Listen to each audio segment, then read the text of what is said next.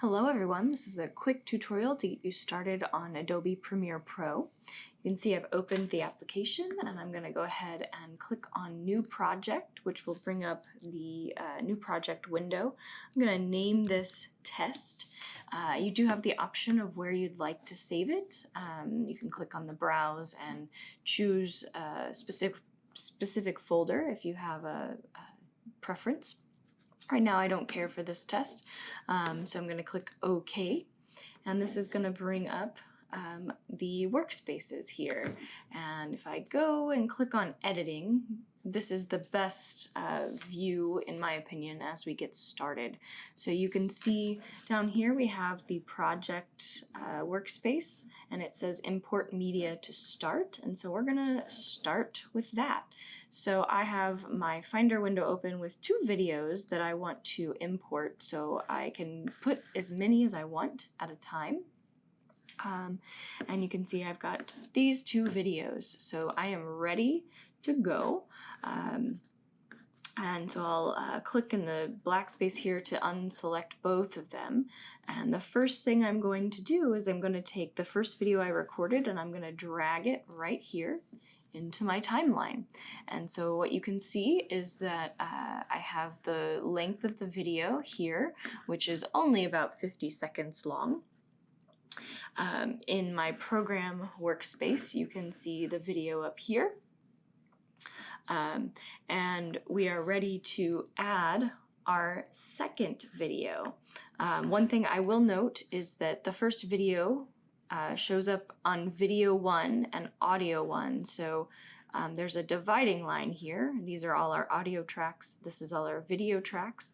And because this is one video, it's video 1, audio 1. Now, as I drag my second track, you'll notice that it automatically essentially pops into video 2 and audio 2. And now we are ready to start editing our video.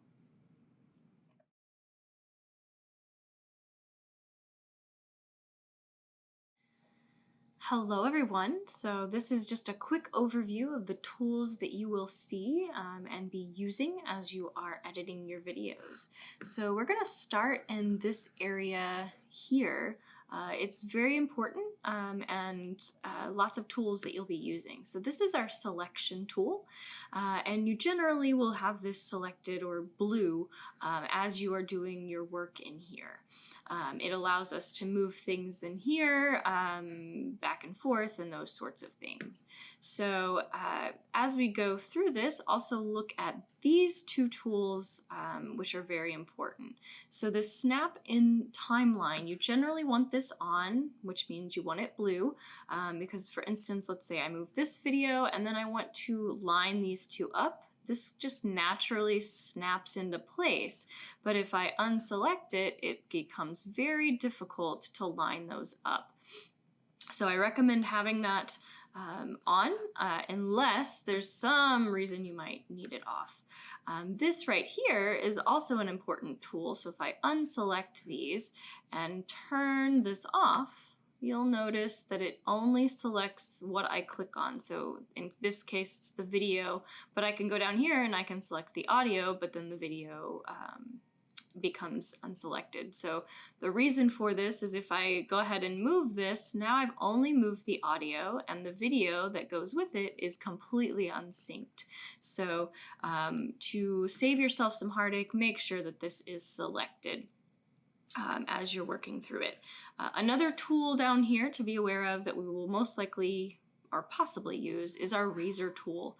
So the razor tool allows me to splice a video and audio with just one click. So I went ahead and clicked there, and then I'm going to go back to my selection tool, and now I can move the audio and video together because of course I have my link selection blue, and that means I could put something in between here. Maybe there was a reason I needed to splice those two in half.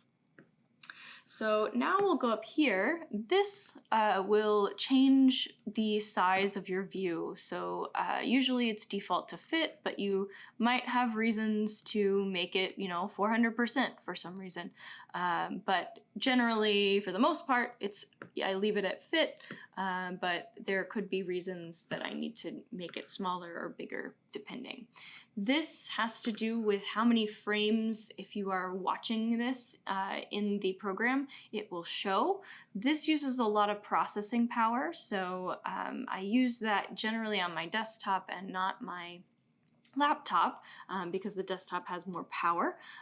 Sometimes I'll use half or a fourth if it's a really heavy processing video that I'm doing. This shows the total length of your video, and this over here shows you where your selector tool is as far as where you are in the video. So you can notice as I was moving this forward, this was getting bigger. You can also, up here, I clicked and I'm just moving my mouse to the right and now to the left, and it will do the exact same thing.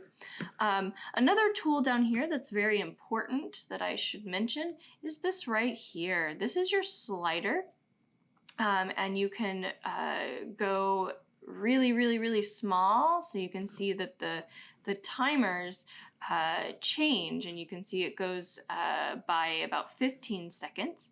But if I do super, super small, the timeline goes much larger, as far as now we're at 7 minutes. And again, this is less than a minute clip, so you can see this gets small. But if I go this way to the left, I can look at things within the second. And a lot of times as we're editing, we will be in this view. So knowing this slider is important. I will also show you a couple of these menus up here. Most of the time, we are only in the editing menu. But if you had a lot of videos and media, you might want to go to the assembly because you have a better and bigger view of your project workspace. We also will use the audio menu up here to work with our audio, and also our graphics menu to add titles and various fun things to the video. And that is a nice short overview of the tools you'll be using.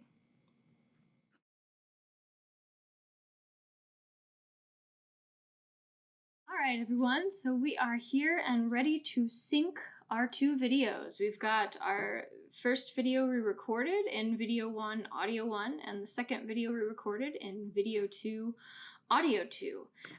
When we go ahead and look a little closer, we'll see that these two peaks don't match up. And in this peak, what you're seeing is the audio and when the audio starts. In this particular piece that I'm playing, up here, the sound should happen initially at the same time. So if you listen, you'll hear that it's not together. So the first thing you'll want to do, since this needs to move to the left to align here, is we're going to take this video and we're going to shorten it. Make sure when you do this, you get that red selection with the arrow. And all I'm doing is once I've clicked, I'm holding the click and dragging this so that I have shortened it. So that gives me room now to move this to the left and get it synced much better. So to sync it, I'm going to actually click, and once it's selected, I'm going to start dragging this to the left. Notice the numbers that come up as I start moving around. Each of those is 1 second or 1 frame that I'm moving in this. And sometimes you need to move it 1 frame per. So you can see I'm getting closer. So I'm going to make this even more stretched out so I can really aim. And you can see now I'm moving 5 frames in one go, which right now is okay, but now I'm getting even closer, so I need to move it even further. And now I am moving 2 frames, which I'm really close, and I have a feeling I need to do 1 frame, and that will get it where it needs to be. And there we go, 1 frame. So that looks pretty good. So now I'm just gonna test it. So I've moved this back before the start of the sound, and I hit play.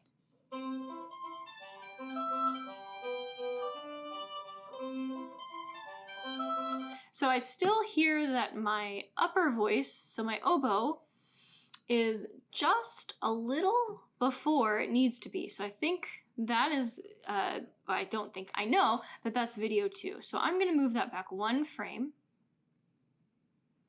And now I've moved it 1 frame, and I'm gonna start it again and listen.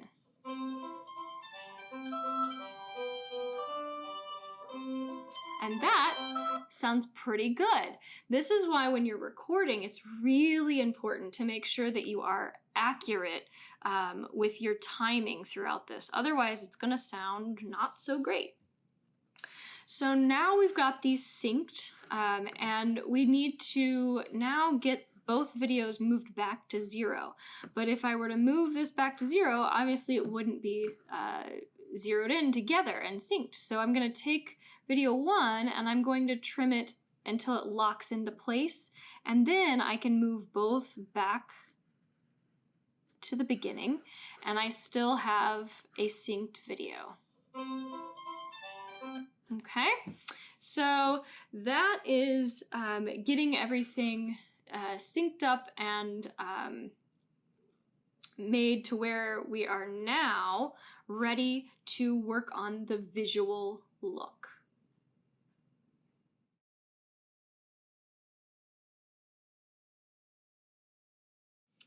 All right, so now we're going to work on our visual look, because right now all you are seeing is video 2, which is layered on top of video 1, which you can see now if I go ahead and hide with this eyeball. So we want to make sure that we can see both and make sure that visually it all looks good. So we're gonna now start working with the Effects Trolls panel over here. And you will see if I go ahead and click and select this video and I click on motion, you'll see there's a nice menu of things here. And you see now that it's selected, there are these little dots that show me the outer edge of the video. So one thing that I definitely want to do is I want to crop this. I want to take out this portion of my video. So to do that, I'm going to come down here and find the effects menu. Sometimes you have to like kind of flow through these. But in the search bar, I'm going to just type in crop. And once I have crop, I double click and it adds itself down here. So for this video, I would like to get rid of the left-hand side. So I'm going to click this arrow and I'm going to basically just slide this over until I get rid of all of the things I don't want to see. So I've now gotten rid of a good portion of the things I don't want to see, and we're going to talk about one special effect if you choose to record your video in this way. But as now you can see, here's video 1, here's video 2. If I wanted to do some cropping, which I will, on video 1, I'm going to select it down here, and your crop search should still be showing down in this window. And so I just double click and I add that to this. And now I can crop on both. So I want to get rid of this right here. So for me to do that, I'm going to use the edge feather. And as I go to, actually, wait a minute. I need to first get rid of the right video just a little bit. So if I do that, now I can edge feather and kind of get rid of some things. So I'm going to go back to video 2, do some more edge feathering. It's going to kind of get rid of these things. So now I can play around with this line and get rid of these sorts of things. Not able to get rid of it entirely, but fairly well. If I had recorded it a little bit better for you guys, you'd be able to get rid of it. But this gives you the idea of how to do this. And you can see how I do videos that are split screen like this. Okay, so we've got our visual look going. The other important thing to know about is that if we wanted this to be a square video, you certainly could do that. So all you would need to do is go up here to the sequence menu and click on sequence settings, and this shows how big the video is. So if I wanted to have a square video, I would change this right here to 1080 and leave this at 1080, and it would be a perfect square.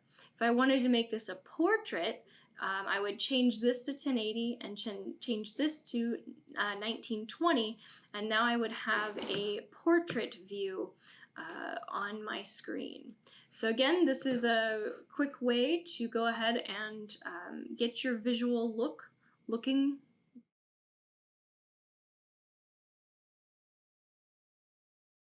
Okay, everyone, so we have just finished editing what we are looking at as far as the view, and now we're going to come up here and go to audio.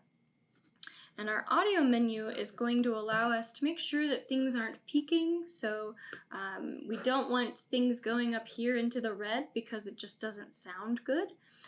We also want to make sure that the parts are balanced, so this is going to take us listening a little bit more.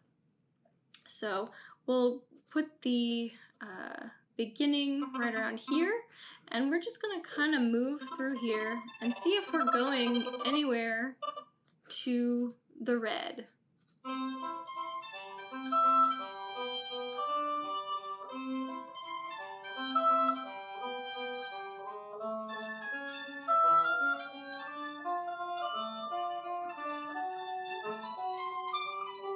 And it looks like we're pretty much staying in the yellow, but I am going to take audio 2, which is the top voice, and I'm going to bring that down just a little bit. And I'm actually going to bring my English horn down just a little bit as well and bring it just under. So now we can hear the change of that.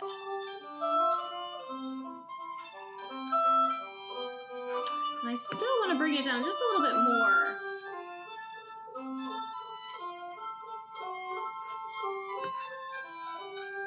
So to my ear, that's a little bit better. You can do a lot more. So this is the audio clip mixer. The other one that's more also important is the master track. So a lot of times you'll want to bring that down just a little bit so that it's a little quieter for your listeners so it's not peaking.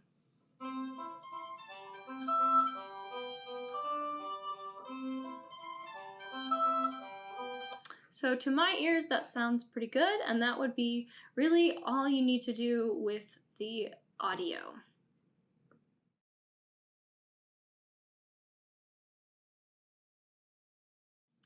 Okay, so the final really step that we're going to be doing is adding all of the visual aspects such as graphics, titles, those kind of things, and cleaning up the beginning of our video. So if I put our marker at the very beginning and start, I don't necessarily want my video to start yet. I want to find the spot just before when I'm ready to play. So I can tell that it's right around here that I breathe. So as I move things, I'm going to start it maybe right about here when I'm just about ready. So to do that, I'm going to trim all the way to the marker and it'll lock into place. Trim, trim, trim. There we go. And I'm going to move this there and move this there. So now I'm still locked in place, and I've gotten rid of the extraneous at the front. The next thing I'm going to do is go to the end and get rid of the extraneous at the end. And so right around here looks like a good spot to stop. So maybe I'll choose right there. So I'm going to do the same thing. I'm going to go ahead and trim, and I want these videos to go off at the same time.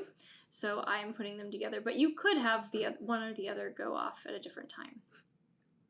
Now, while I'm here at the end, I want to have a transition so that you don't just go straight to black, since that's kind of stark. So I'm going to put my cursor right here at the end where I've got that red cursor with the arrow, and I'm going to right click or 2-finger click if you're on a Mac, and it's going to bring up a menu, and I want to choose Apply Default Transitions. So you can see this cross dissolve showed up on my track.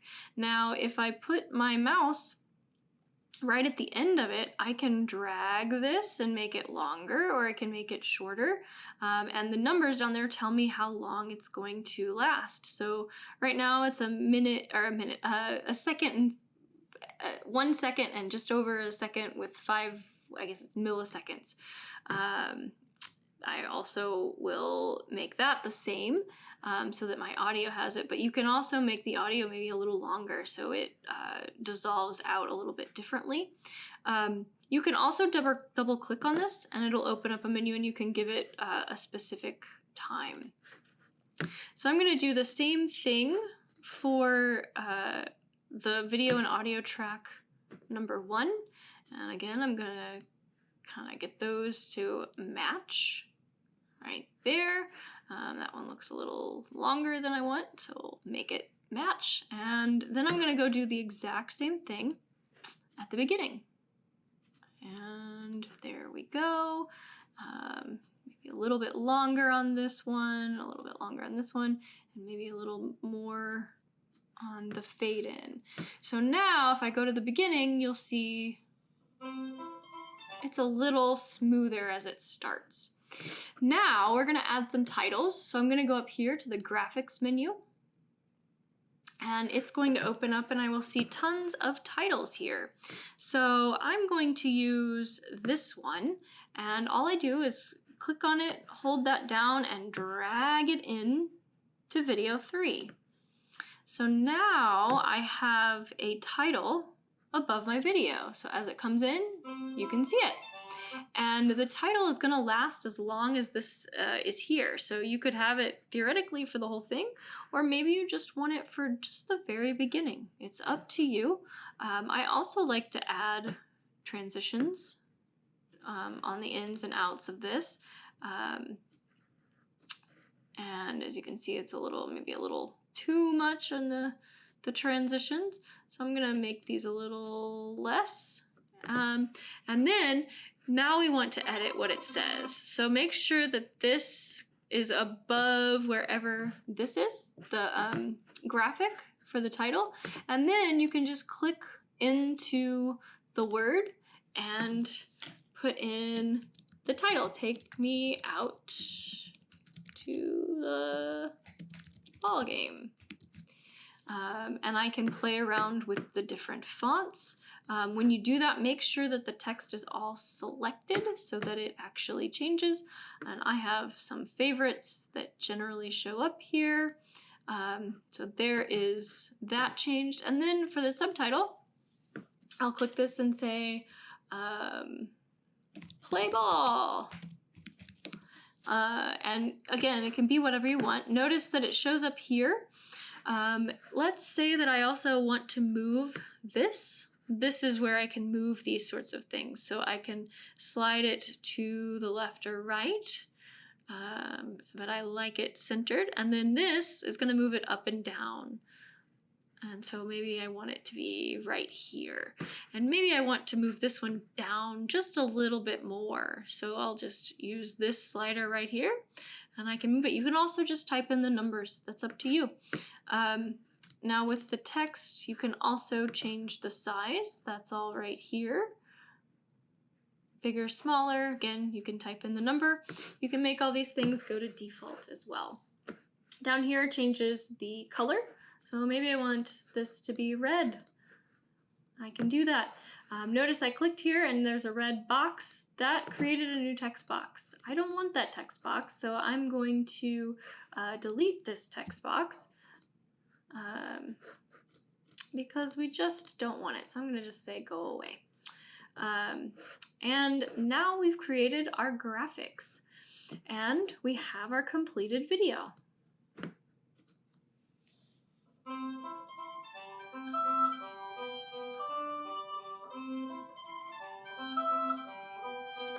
And I will fast forward and get to the end.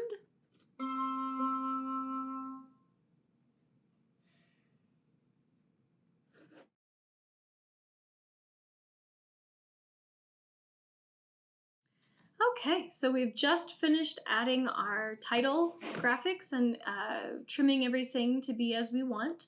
So I'm going to go back to our editing menu, and I could, of course, watch this again, make sure I like what it looks like, but I'm ready to go ahead and save and get this out of Premiere Pro into a file format that will play in any kind of video software. So I'm going to click on the File menu, and I'm going to go down to Export and click on Media. That's going to open up a new window, and I want to have a QuickTime format, and Adobe Stock HD is perfectly fine. And then you have the ability to change the name of this. So this is test. And when you do that, you can also choose where it's going to save. So I'm going to save this to my desktop and click save. So now I'm ready to go ahead and export that. And so all I need to do is click export. And it will start encoding. It's going to tell you a relative amount of time that it's going to take. The more stuff you put into it, or the longer the video, the longer it takes. Sometimes I've had a video that took about a half an hour just to render. This is less than a minute, so it's not going to take long at all. And once it renders, it will show up wherever you've saved it, and that's where you can check it all out. Happy editing!